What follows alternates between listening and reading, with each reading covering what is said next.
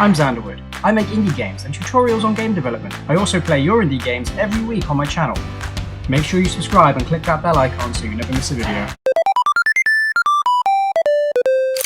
Welcome back, guys. Before we get into the video, just a massive shout out to James Welch, Basic Terra, Cole, Tomorrow, Alexic Xan, Retro Galaxy, Clone 13, Fusel CC, Jet Simon, Fan, Alex Fedorov, and Artur Rajas for supporting my game dev journey. Hey guys, welcome back to episode 3 of the Let's Remake Castlevania on the NES tutorial series.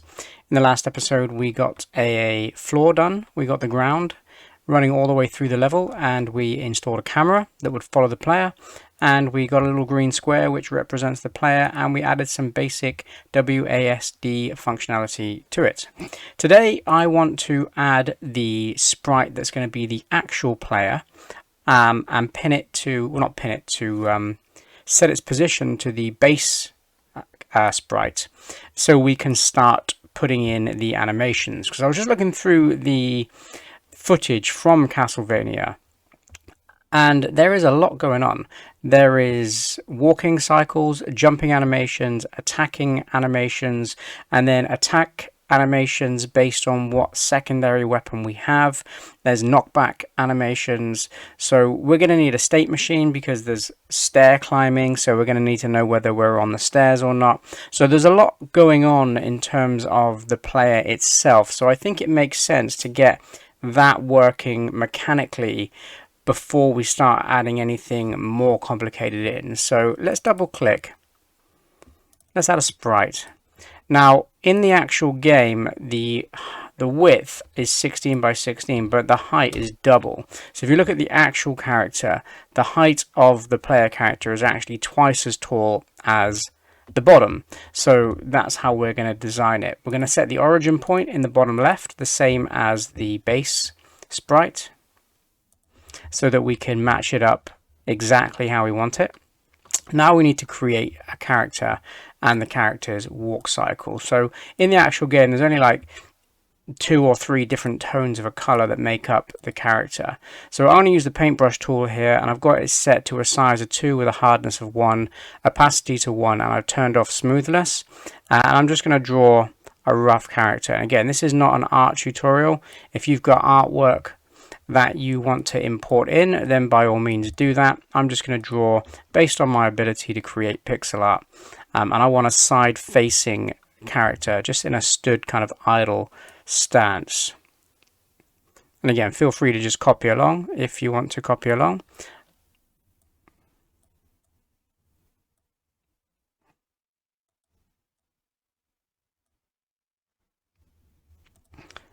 And I'm just going to use tones like with the original game. I think he's got a bit of a scarf on there.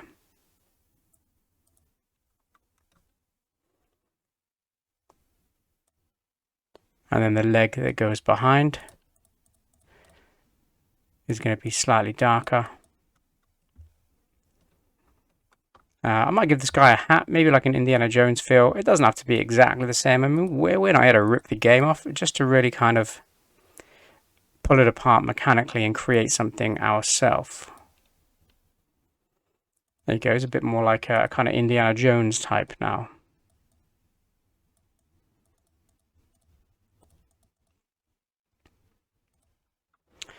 There's a hat. I'm going to use that darker tone that I've got in the hat there, just to create some shadow around the neck. Again, I don't like to double up on pixels. You see, I had one there. I don't think that looks as nice. I like to keep it nice and clean in terms of the lines. Put them around the back there. That will definitely be darker under the chin. And then I don't think I need one there. And then the eye, I'm just going to have an eye. When the characters are quite small, you don't need a lot of detail. We need to go a lighter tone, which I'll hue shift over to the yellow, just a tad. And we'll give him a bit of hair. Just there. And I think perhaps we'll use the yellow for the arm as well. That just looks terrible, doesn't it? But like I said, it's not a pixel art tutorial. It is a tutorial for the game mechanics. I'm going to use that shade there to go in there. And again, don't like to use too many shades. We're going to keep it nice and simple. that arm back up there. Maybe down there.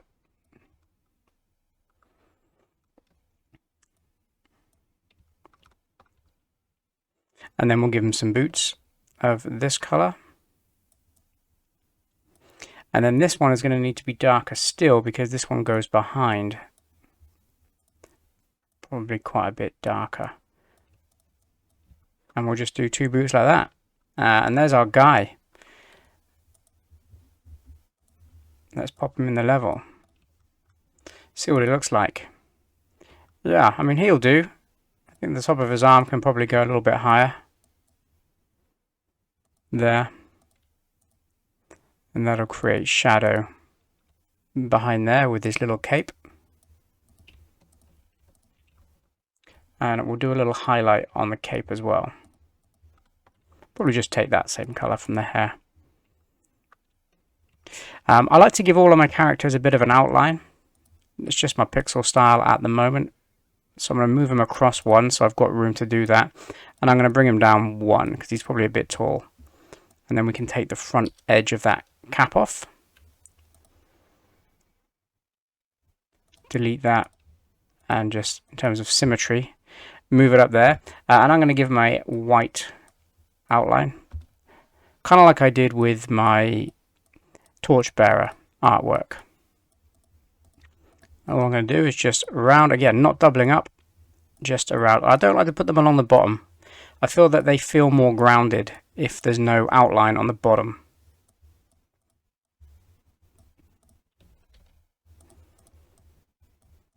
So this is going to be like Castlevania in the style of Xanderwood. There he goes. There's the guy. How do we like him? I think he looks okay. He's going to function just as we need to. He's going to have a whip and a secondary weapon, and he's going to fight monsters of the dead. So there you go. What more do you need? Right, we're going to need to name this fella. We're going to call him Player. And remember, the bottom one is called player_base, and this one is just called Player. So let's go back into the event sheet. Let's add an event, and let's say not player. Let's go back and say system every tick. In fact, we've got an every tick already in the event sheet, so let's just use that one. Add an action to it and just say player, and then we're going to set the position of the player, and we're going to set that position to the player base. So if you start typing it in, it should pop up here, the little green square. .x for the x position, and player base .y for the y position. So now every tick, the player will be attached to the player base. So if I enlarge the view window here, now he's always going to be where that player is. And this is good because if you see that the player here, in terms of his outline, it doesn't kind of conform to a geometric shape. So in terms of collisions, all the collisions are going to be run by that green square below. So it's going to be a lot smoother when hitting walls, landing on platforms, just because, you know, when you've got different lines and different shapes, the collision boundaries can be slightly fiddly. Right, so we obviously don't want to see that green square, so let's click on it and let's make it initially visible and uncheck that box in the properties. We don't even need the player on there. We could start him right up here, and then as soon as the game starts, he's automatically going to go back there, so don't worry too much about that. Right, let's now double click back in the player. I'm going to change the name of that animation to idle. And I like to make my idle animations rather than just static frames. Usually I just make them 2-frame animations with a very, very simple head bob. So let's just grab his head, bring it down 1. Although his bag is not going to shrink. So what we need to do is make sure that the bag is exactly as it is on frame 1. So I'm just going to copy that section of it, Control C, and I'm going to paste it in there exactly 1 frame higher. So now it just looks like his head is bobbing up and down, which is quite nice. And then click on the idle, set the speed to 2, set looping checked. You can hit preview, and there he is, just bobbing there. We could probably move his shoulder up. As the head comes down, the shoulder may want to go up slightly. And then we can just tidy up that there, tidy up the leg, add the white line. Again, I don't want this to double up. We've got it doubled up in the first one. Oh, you got it doubled up there as well. We could take that out. Oh, it's just because it's where it's hitting a corner. It's fine. I'm not going to be too fussed about that. Like I said, it's not a pixel art tutorial. It is a remake Castlevania tutorial. Okay, good. There he is. Now we need to make a walk cycle. So let's duplicate that idle frame. And let's call this one walk. Now we don't need to make a walk left and right because we're going to just flip him. So we're going to flip the character when he's facing left, flip him back when he's facing right. So we only need to make one walk cycle. And for a walk cycle, you typically need 4 frames. I'm going to delete the second frame on there. I'm going to keep this first one. I'm going to right click. I'm going to duplicate. And I'm going to create the second frame. So I need to split the legs.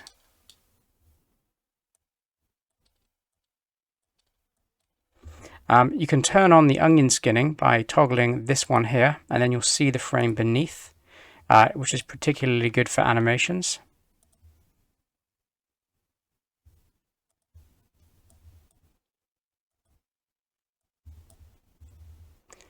And again, I don't like to draw a bottom on it. So I think I'm going to leave it like that.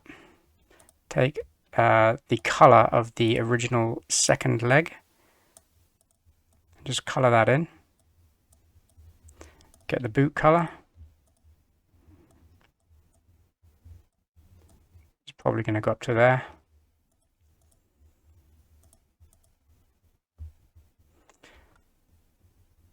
Take the white, which is going to go back, and again I'm going to do it the same as I did the first one, except the toes are going to be facing forward. I think that is probably fine. Take that first leg color so we can bring it down exactly the same as we did before. Take the boot color.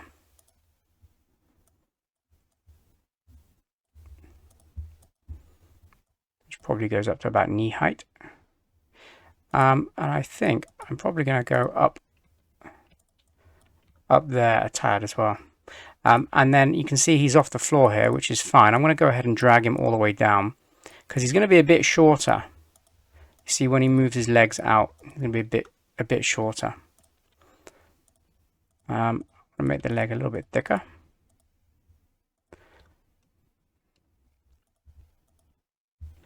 It's better. And I think I'm going to make it a little bit thicker on that side as well.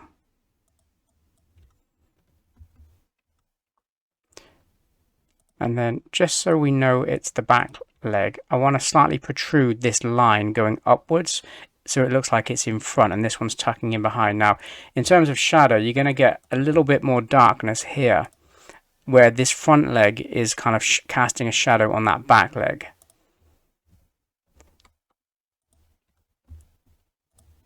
There, that's fine. Now we're going to right click, we're going to duplicate the first frame again and put it in front, and I'm going to duplicate the second frame and drag it out again. So we've just made 2 and I've copied them, but this time this front leg I want it to be behind. So instead of bringing this white line up to the front, I'm going to bring the back line back. And what we're going to need to do here is we're going to need to change the colors. So this leg on the right hand side is now going to be at the back. So I need to change all the colors around for that one. And the boot color. There. And now I need to get the colors from the front leg. And that is now going to be this one. And again, it's going to be in front. And you're going to see it just there. We're going to sort the arm out in a second, don't worry. So now you can see that that front leg is coming forward. There will be a shadow on that leg. So I'm just going to take just the brown that I've been using the whole time and put that down there. And then the hand, I'm going to grab it like that. I'm going to copy it and I'm going to paste it back on top there. But I'm going to get rid of that line. There. So you can see if I just use these 2, you can see I'm just by switching the colors of the legs, although we need to change the boot color on this one to the front boot color. You can see it looks like we're switching, he's switching legs. And it's effectively just the same animation with the same one in between here.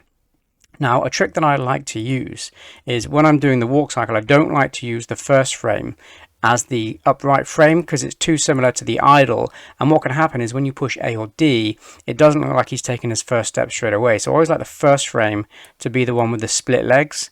Then I like the middle frame, then the second split legs, and then back to the middle. And like we did with the idle, we're gonna loop this, but I'm going to set it at a speed of 5. And there he goes, swinging. One thing we can add now is the arm swing. So when the left leg, so the back leg, the left leg is forward, the front arm is going to be slightly back. And again, this is very subtle. We don't need to do too much with this at all. I'm just going to move it, just literally copied it and moved it back 1.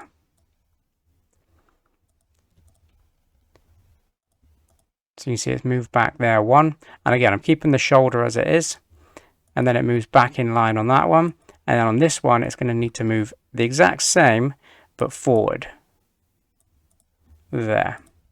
Again, I'll copy that shadow and put it there. And everything else is just going to be the same. In fact, that'll probably be the leg.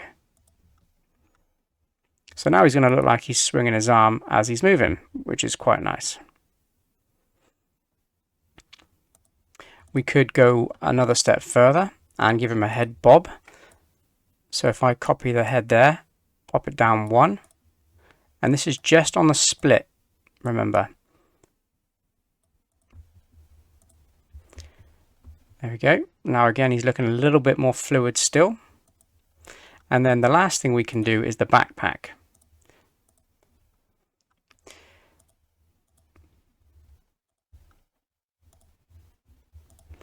As he takes a step down, the backpack is naturally going to want to pop up, because if you look at the laws of animation, there is a law that has like appendices or appendages or things that are kind of separate, like limbs and tails. They always move secondary to the character. So I've just moved it up slightly. In fact, what we'll do is we won't even move it up, we'll just stretch it up.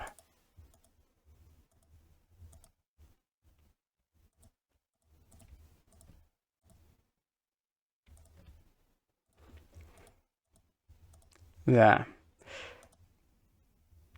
And I'm just going to copy that entire thing right down to the top of the foot there. And I'm just going to paste it in on top of there. Just so it creates, so you can see it's kind of bobbing up and down by itself now at the back as we move the arm. And then there's only one thing that's bothering me at the moment, which is this brown line. I'm going to bring it up 1 more so it's directly underneath this darker line. And I'm going to make sure it's the same on all the frames.